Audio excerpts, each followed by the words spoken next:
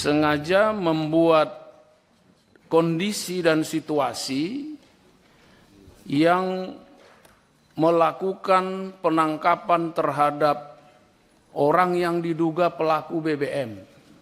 Jadi pagi tertangkap, sore langsung membuat surat perintah mengajukan kepada Kapolres yang inisiatif sendiri mengajukan kepada Kapolres surat perintah penyelidikan terhadap mafia BBM.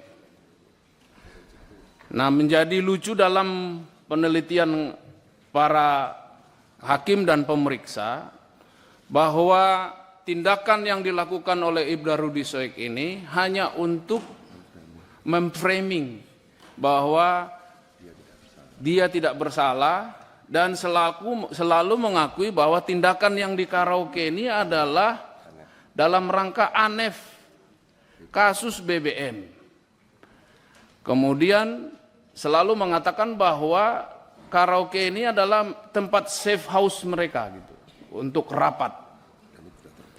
Tetapi pemeriksa dan hakim disiplin tidak bisa membuktikan itu, dan justru sebaliknya informasi berdasarkan pemeriksaan semua saksi-saksi termasuk pegawai karaoke, manajer karaoke, dan Kasat Reskrim yang hadir, yang pada saat itu hadir, dan 3 polwan ini. Dan mereka disidangkan secara terpisah, secara split, perkaranya di split. Selama berlangsungnya pemeriksaan ini terus, terduga pelanggar Rudy Soek ada dalam pengawasan. Pada saat dilakukan pemeriksaan ini, ternyata Ibda Rudy Soek ini memfitnah juga anggota Propam yang menangani perkara ini. Mengatakan bahwa anggota Propam inilah yang menerima setoran dari pelaku BBM. Nah, anggota Propam ini juga tidak menerima dan membuat laporan polisi, mengadukan Ibda Rudy Soek, dan itu diproses juga. Setelah diproses, disidangkan bahwa Ibda Rudy Soek juga tidak mengakui menyebutkan itu, tapi itu ada rekamannya. Dan akhirnya didisiplinkan dengan hukumannya adalah perbuatan itu perbuatan tercela. Kemudian selanjutnya pada tahap pemeriksaan selanjutnya ditemukan, karena Propam waktu itu akan melanjutkan pemeriksaan perkara ini, ditemukan bahwa Ibda Rudy Soek meninggalkan tugas, tidak berada di Kupang. Ternyata setelah dicek, Ibda Rudy Soek ada di Jakarta, dan itu bisa dibuktikan oleh pemeriksa dengan mengambil manifest pesawat Citylink yang terbang ke Jakarta pada tanggal itu, dan potongan tiket bisa didapatkan. Dan setelah disidangkan, Ibda Rudy Soek juga tidak mengakui ini, menyangkal juga, saya tidak pernah ke Jakarta. Disidangkan dan dihukum. Selanjutnya, kasus yang dilakukan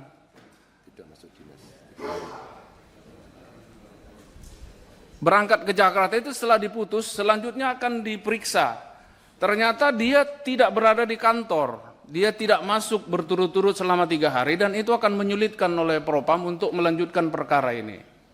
Dan diperiksa lagi, dibuat laporan lagi pelanggaran disiplin karena tidak masuk dinas selama 3 hari berturut-turut, dan diputuskan itu merupakan pelanggaran hukum disiplin, merupakan perbuatan tercela.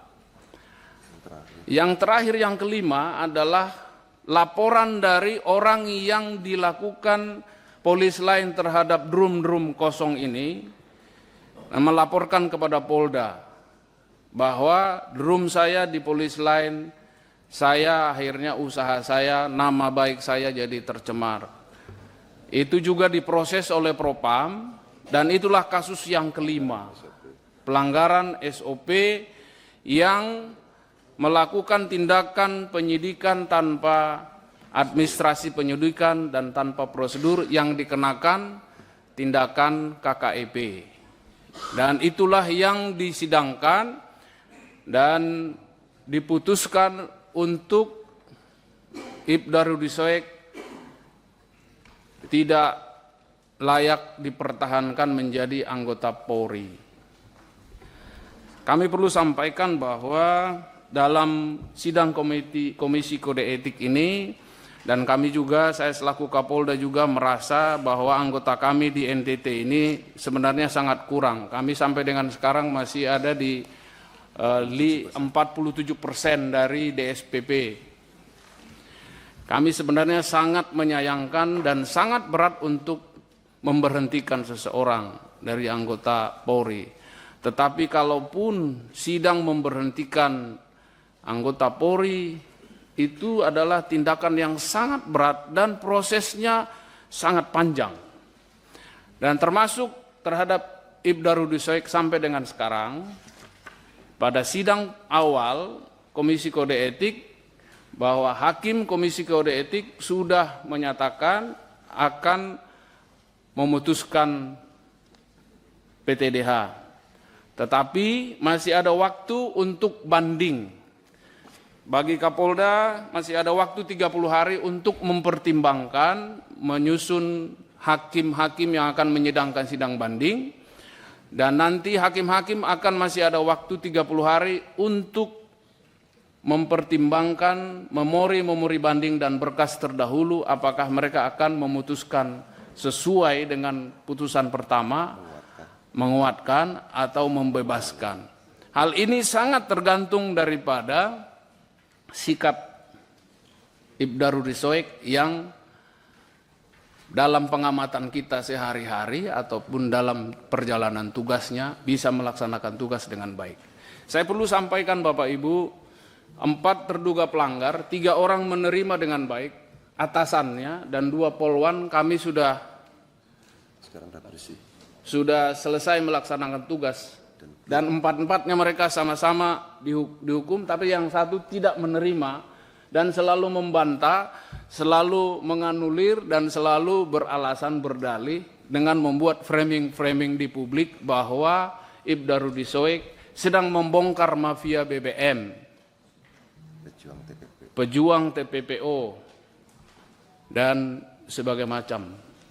Kami hadirkan di sini Dirkrim Dirkrim Sus yang pernah menjadi atasannya, dan kami hadirkan di sini anggota-anggota kami yang senior, yang 30 tahun berdinas di Polda NTT, yang tahu persis siapa Ibda Rudi Soek.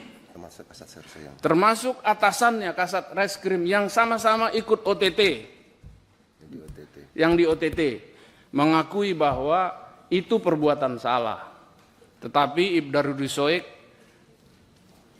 sama sekali melawan, bahkan dengan sebutan siapapun akan saya lawan, termasuk Tuhan.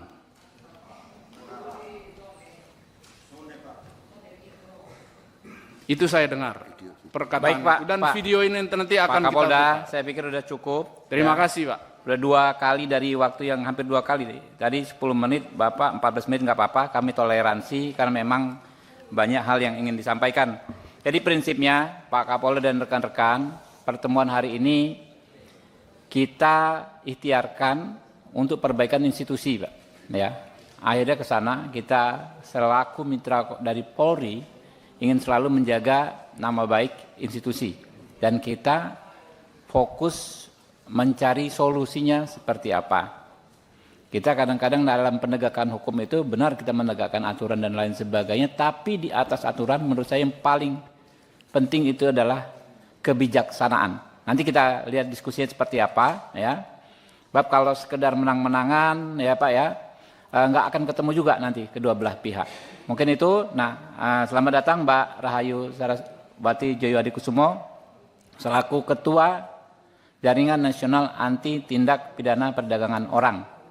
Jadi Bapak Ibu semua saudara-saudara, Mbak Rahayu memang anggota DPR periode ini, pimpinan juga di Komisi 7 kalau nggak salah ya Mbak ya, tapi kapasitas beliau sebagai Ketua Jaringan Nasional. Mungkin silakan Mbak Tali, Pak Kapolda 14 menit, Mbak Rahayu mungkin 14 menit juga. Silakan Mbak. Terima kasih pimpinan. Assalamualaikum warahmatullahi wabarakatuh. Shalom, Om Swastiastu, Sukihotu, salam sejahtera bagi kita semua, pimpinan, Bapak Ketua dan para Wakil Ketua, para anggota Komisi 3 yang saya hormati dan saya banggakan, izin saya memperkenalkan diri terlebih dahulu bersama dengan rekan-rekan saya yang hadir pada siang hari ini. Saya Rahayu Saraswati Joyo Hadikusumo, anggota DPR RI fraksi Partai Gerindra dari Dapil Jakarta 3, saat ini juga menjabat sebagai Wakil Ketua Komisi 7 di DPR RI periode 2024-2029. Namun seperti tadi yang disampaikan oleh Bapak Ketua Komisi, saya hadir pada hari ini bukan hanya sebagai anggota DPR RI yang mewakili rakyat Indonesia, tapi juga saya hadir di sini sebagai Ketua Jaringan Nasional Anti Tindak Pidana Perdagangan Orang yang sudah diinisiatif didirikan pada saat saya masih menjabat sebagai anggota DPR RI periode 2014-2019 di tahun 2018. Sekarang kami sudah memiliki 30 anggota organisasi, NGOs, civil societies, dan juga individu-individu yang fokus untuk melawan perdagangan orang yang menjadi permasalahan besar di Indonesia. Saya tidak akan terlalu panjang lebar karena nanti saya akan serahkan kepada rekan saya yang merupakan Ketua Harian Jaringan Nasional Anti TPPO. Tapi saya mau memberikan sedikit konteks Bapak Ibu kenapa saya hadir di sini. Dan kenapa urusan Saudara Rudy Soik ini menjadi sesuatu yang saya secara pribadi angkat karena penting untuk konteks ini. Yang pertama, saya mohon izin juga kepada yang saya hormati tentunya jajaran dari Polda NTT. Izin Pak Kapolda dan Bapak-Bapak sekalian, mungkin Bapak tidak begitu mengenal, tadi saya mendengar di awal Bapak tidak begitu mengenal Saudara Ibda Rudy Soik. Saya sudah mengenal beliau bertahun-tahun. Awal mulanya saya ini sebenarnya sebagai aktivis anti perdagangan orang sebelum saya menjadi anggota DPR. Karena saya mendirikan Yayasan Parinama Asta dari tahun 2012. Saya menjadi anggota DPR RI pertama kali 2014. Saya memulai perjuangan melawan perdagangan orang dari tahun 2009. Di tahun 2018 waktu saya menginisiatif untuk mendirikan Jaringan Nasional Anti TPPO, saya bertemu dengan tokoh-tokoh luar biasa seperti Romo Pascal. Di samping saya, ketua harian kami adalah Romo Chrysanthus Pascalis Saturnus. Tahun lalu beliau yang saya yakin di Komisi 3 yang adalah incumbent petahana sudah sangat mengenal nama beliau. Karena beliau adalah tokoh anti perdagangan orang yang waktu itu juga harus berhadapan dengan oknum dan sindikat. Dan beliau juga mendapatkan fitnah yang sangat luar biasa dan akhirnya didengar oleh waktu itu Menko Polhukam saat itu. Jadi Bapak Ibu sekalian, kami hadir di sini juga bersama dengan yang bersangkutan langsung selain dari Romo Pascal ada Ibda Rudy Soik yang duduk di sebelah kanan bersama dengan istri beliau dan juga tim advokasi dan izin juga ada di balkon yang tidak bisa masuk ke dalam ruangan.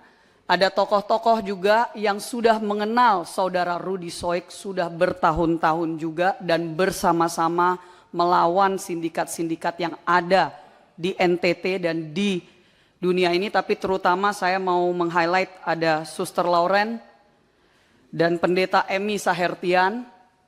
Mereka berdua yang dikenal Bapak Ibu sebagai suster dan pendeta kargo.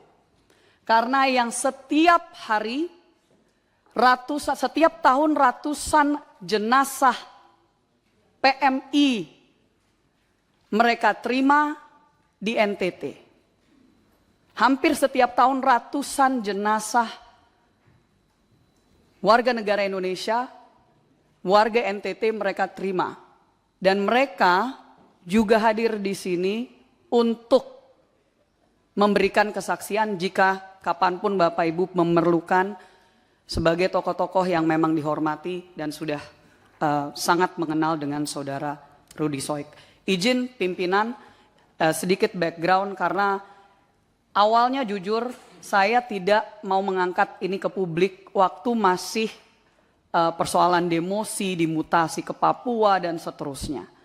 Tapi pada saat sudah ada penjatuhan hukuman pemberhentian secara tidak hormat dengan landasan-landasan yang kami siap untuk memberikan penjelasan, ini sebenarnya saya sangat menyayangkan bahwa hal seperti ini harus diangkat sampai ke level DPR RI di pusat Komisi 3 yang padahal ini sesuatu yang kalau misalkan sudah betul-betul diungkap dan diselesaikan, ini tidak harus sampai ke sini. Tapi saya akan persilahkan kepada Romo Pascal untuk membacakan sedikit kronologi. Ya, ini saya tidak menganggap ini sidang, tapi maksudnya sidang hukum ya. Tapi saya berharap di sini para anggota DPR RI yang terhormat, para wakil rakyat bisa mengetahui dari dua sisi. Silakan Romo Pascal. Mohon maaf, apakah materi sudah dikasih? Sudah ada di atas. Oke. Ke teman-teman di Japri ya, sekretariat, PDF-nya.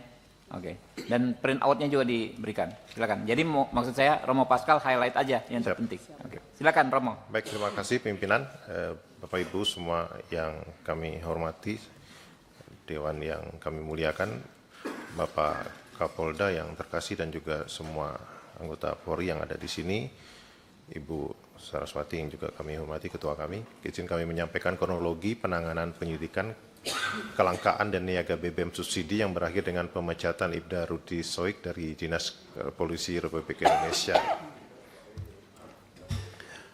Ya, kami izin menyampaikan kronologi yang kami dengar dari Saudara Rudy Soik sendiri terkait dengan kasus ini, dan mungkin ini bisa sedikit bercerita dari versinya Bang Rudy dan mungkin bisa juga menjawab beberapa hal yang mungkin tadi disampaikan oleh Bapak Kapolda.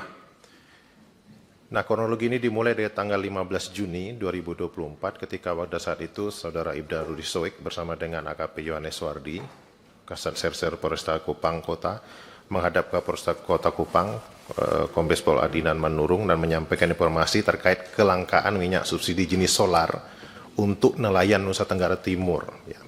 Nah, waktu itu Kapolres Kota Kupang mengeluarkan sprint, nomor sprintnya tercatat di situ, dan kemudian memerintahkan untuk mencari tahu dan mengumpulkan bahan keterangan yang sesuai dengan tujuan penyelidikan dimaksud. Itu kita punya juga bukti sprint itu. Nah, kemudian dari tanggal 15 Juni lalu berlanjut ke tanggal 22 Juni 2024. Waktu itu sekitar pukul 16 Saudara Rudy Soik menurut pengakuan beliau didatangi di rumahnya oleh oknum aparat bernama Ida Ikram, anggota kriminal khusus Kepolisian Daerah Nusa Tenggara Timur, Krimsus Polda NTT, yang berdinas pada Subdit 4 yang menangani kejahatan BBM, dan beliau menyampaikan dalam percakapan kepada Bang Rudy, Saudara Rudy waktu itu, jika Abang mengungkap kelangkaan bahan bakar minyak BBM di Kota Kupang, maka akan berdampak kepada Krimsus Polda NTT. Lalu sekira pukul 18 Wita, Saudara Rudy Soik bersama dengan AKP Yohanes Wardi menghadap Kapolresta Kombes Pol Adinan Manurung di Bandara Udara El Tari Kupang dan menyampaikan informasi terkait kedatangan anggota tadi, dan oleh Kapolresta menyampaikan kepada Saudara Rudy bahwa Saudara Rudy tindak lanjuti penyelidikan, jika Direktur di Krimsus menghubungi itu urusan saya untuk menjelaskan, kamu tegak lurus. Nah, oleh karena itu kemudian pada kurang lebih 52 menit kemudian Saudara Rudy Soik memberikan perintah kepada jajaran Jatantras Polres Kupang Kota dalam grup WA dengan kata Kapolresta perintahkan untuk ratakan BBM ilegal dalam kota Kupang. Nah, lanjut tanggal 24 Juni 2024 lalu ada sprint tugas diajukan karena ada beberapa personil yang mutasi, tadi Polda juga sempat menyinggung itu. Lalu sekitar jam 21.22 WITA, Saudara Rudi Soik memberikan perintah lewat WA grup Jasan Trust. Ini ada semua screenshotnya, semua kita siapkan, yang mana dalam surat menegaskan bahwa nama-nama dalam surat perintah tugas itu untuk esok bergerak dengan Saudara Rudi Soik untuk menyikat semua minyak ilegal dimanapun harus ditangkap, siapapun mafianya ditangkap, kurang lebih seperti itu. Lalu 25 Juni 2024, sekira pukul 9 pagi, 3 anggota Reskrim Polres Kota Kupang, Saudara Ibnu, Ramli, Johannes Busa menghadap dan melaporkan kepada Saudara Ibda Rudi Soik bahwa residivis BBM bernama Ahmad Ansar sudah mulai main minyak dengan modus menggunakan barcode nelayan. Nah, sekira pukul 12.40 WITA, Saudara Ibda Rudi Soik memimpin 11 anggota untuk bergerak ke tempat penampungan minyak subsidi milik Ahmad Ansar di Kecamatan Alak, Kota Kupang. Tetapi dalam perjalanan, Saudara Ibda Rudi Soik mendapat informasi bahwa Ahmad Ansar sudah menyetorkan uang koordinasi kepada oknum anggota Reskrim Polresta Kupang Kota sejumlah 4 juta rupiah. Dan karena itu, Saudara Rudi Soik meminta anggota untuk menepi di sebuah restoran terdekat dengan Polda NTT, yaitu Restoran MP Masterpiece, dengan maksud untuk melakukan konfirmasi kepada Kasat Serse AKP Yohanes Suwardi, apakah beliau mendapatkan uang koordinasi dari Ahmad Ansar atau tidak. Saat itu Saudara Rudi Soik menghubungi Kasat Reserse dan menanyakan terkait informasi setoran uang 4 juta tersebut, dan Kasat Serse AKP Yohanes Suwardi menjelaskan kepada Saudara Ibda Rudi Soik tidak ada uang itu, dan mengatakan kepada Saudara Ibda Rudi Soik, nanti tunggu di situ, kita makan siang bersama anggota baru bahas sekalian soal ini. Nah, saat menunggu itu, Aibtu Ibnu Sanda menyampaikan kepada Saudara Ibda Rudi Soik, Komandan tunggu Pak Kasat di sini saja biar saya pimpin anggota ke tempat penampungan minyak milik Ahmad. Dan saat itu Rudi Soik menjawab, ya, sudah pimpin anggota saya standby di sini menunggu Kasat. Nanti kembali dari tempat Ahmad baru kita makan di sini. Lanjut, setelah anggota bergerak ke tempatnya Ahmad Ansar, Saudara Ibda Rudi Soik berjalan masuk ke ruangan tunggu restoran Masterpiece, dan karena menunggu cukup lama Kasat datang, dan anggota kembali dari lokasi penampungan milik Ahmad Ansar, agak lama maka Saudara Rudi Soik membuka HP dan melihat story di WA yang di situ Saudara Ibda Rudi Soik melihat HP junior beliau aktif yang disebutkan tadi. Lalu beliau coba menghubungi 2 orang junior Polwan yang bertugas di Polda NTT dan menyampaikan, kakak ada makan di restoran Masterpiece, kalau mau gabung nanti silakan merapat. Lalu kedua Polwan menjawab, oke kakak kami merapat, tapi kami tidak bisa lama karena mau antar anak les dengan waktu yang bersamaan. Lalu Kasat Reserse mereka masuk sama-sama ke restoran itu dan masuk ke ruangan VIP dan mencicipi makanan yang dihidangkan di meja ruangan VIP. Saya nggak tahu ini benar nggak Rudi, karaoke siang-siang hari ini. Pada saat makan, 11 anggota Reskrim Polres Kupang yang telah kembali dari tempat Ahmad Ansar dicegat untuk tidak boleh masuk bersama Saudara Ibda Rudi Soik dan oknum anggota Propam Polda NTT Aibtu Untung Pato Pelohi, teman baiknya Ansar Ahmad. Nanti di berikutnya kami akan jelaskan juga dari mana dia teman baik, yang tiba-tiba ada di restoran. Selanjutnya anggota Propam Polda NTT lainnya yang ada di parkiran masuk ke ruangan VIP bertemu Saudara Ibda Rudi Soik dan bertanya, lagi buat apa Rud? Saudara Ibda Rudi Soik menjawab, kami lagi makan. Selanjutnya beliau keluar dan melihat anggota beliau tetap berada di parkiran, bertanya kepada mereka, kenapa tidak masuk? Lalu mereka menjawab bahwa mereka dilarang oleh oknum Paminal atas nama Aibtu Untung Pato Pelohi atas kejadian itu. Lalu Saudara Ibda Rudi Soik melaporkan kepada Kapolresta Kupang, dan Kapolresta Kota Kupang menyampaikan kepada Saudara Rudi Soik ada musuh dalam selimut. Ada screenshot WA-nya. Dan kemudian Saudara Rudi Soik bertanya kepada Saudara Aibtu Untung Pato Pelohi, kenapa melarang anggota saya masuk dalam ruangan? Dan kemudian dijawab, beta pas masuk di parkiran anggota semua ada di situ, jadi beta bilang balisu. 26 Juni 2024, Saudara Ibda Rudi Soik melakukan pengecekan terkait perizinan penampungan minyak milik Ansar Ahmad pada salah satu oknum dinas perikanan pada saat itu, dan Ibda Rudi Soik mendapatkan informasi terkait nama Lau Aguan, seorang pengusaha kelahiran Cilacap yang memiliki lebih dari 6 kapal penangkap ikan yang diberikan rekomendasi oleh Dinas Perikanan dan Kelautan Provinsi NTT sebagai pengguna minyak subsidi jenis solar. Lalu kemudian saudara Ibda Rudi Soik mencoba mencari informasi mengenai cara menggunakan barcode pada BBM subsidi, dan beliau peroleh adalah pada saat pengisian BBM subsidi semua orang wajib memiliki barcode atas nama sendiri, apalagi pengisian BBM yang kapasitasnya besar. Jadi Ahmad Ansar ini tidak memiliki barcode. Selanjutnya dalam proses penyelidikan, saudara Ibda Rudi Soik juga mendapatkan informasi bahwa ada anggotanya melakukan pengawalan pembelian minyak subsidi oleh saudara Ahmad Ansar. Sejak tanggal 15 Juni 2024, oknum anggota tersebut yang merupakan anggota Polres Kota Kupang yang juga merupakan buser atas nama Muhammad Kalumba telah menerima setoran dari Ahmad 4 juta rupiah yang kemudian terkonfirmasi melalui pengakuan Bribka Muhammad Kalumba kepada saudara Ibda Rudi Soik bahwa yang dia terima adalah uang sebesar 3.800.000 rupiah. 27 Juni, saudara Ibda Rudi Soik bersama anggota Jasantras Polres Kota Kupang melanjutkan penyelidikan yang mendatangi rumah Ahmad Ansar.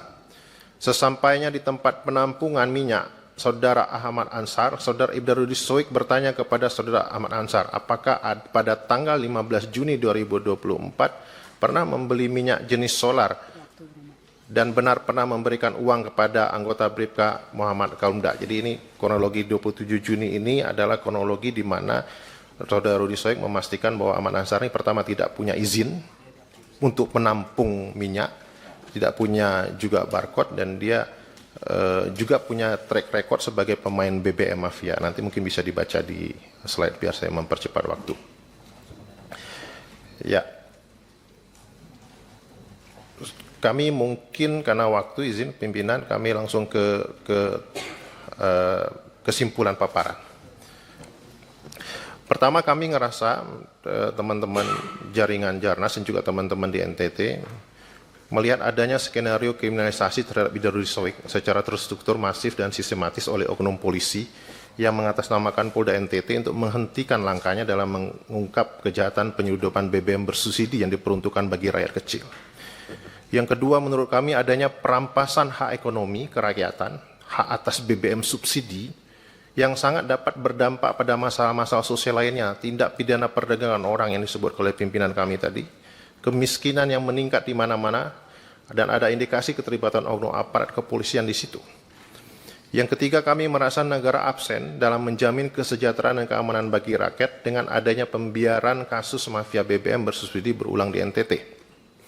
Dan yang keempat, peradilan etik terhadap Ibda Rudi Soik SH dan putusan PTDH yang prematur merupakan skenario kriminalisasi melalui mekanisme peradilan etik yang terkategori tidak adil serta menutup jalannya upaya pemberantasan mafia BBM yang marak di Kota Kupang. Ya, mafia BBM-nya kok nggak dikejar-kejar gitu ya, tapi kok Rudi Soiknya yang dicari-cari.